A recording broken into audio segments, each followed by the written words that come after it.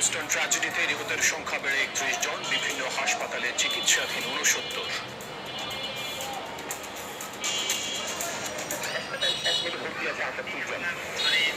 এবং এর মধ্যে আমাদের এই হাসপাতালে যারা ভর্তি আছে তার মধ্যে বেশ কয়েকজন আইসিইউতে আছে।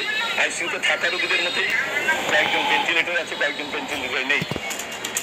ক্ষুব্ধ শিক্ষার্থীদের তোপের মুখে ২ উপদেষ্টা ও প্রেস সচিব দিনভর অবরুদ্ধ।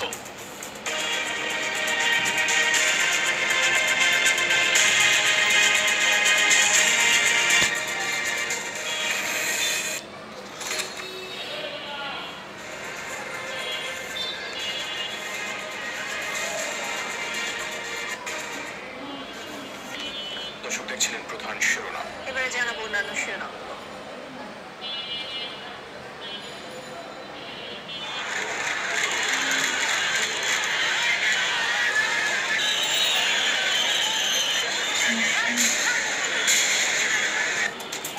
হঠাৎ সচিবালয়ে ঢুকে শিক্ষার্থীদের বিক্ষোভ, পুলিশের লাঠিচার্জ, ধাওয়া পাল্টা ধাওয়ায় রণক্ষেত্র গুলিস্তান এলাকার শিক্ষা সচিবকে প্রত্যাহার।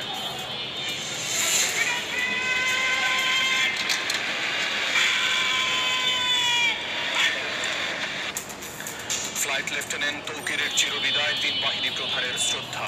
ছোট্ট শিশুদের নিথর দেহ নিয়ে পরিবারগুলোতে শোকের মাতম।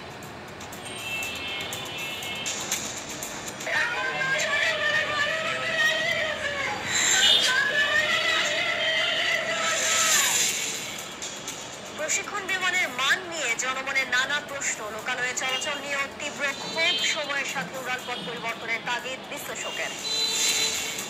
জাতীয় নির্বাচন না হওয়া পর্যন্ত দেশের সংকট কাটবে না, গোলটেবিল আলোচনায় বিশিষ্টজনরা।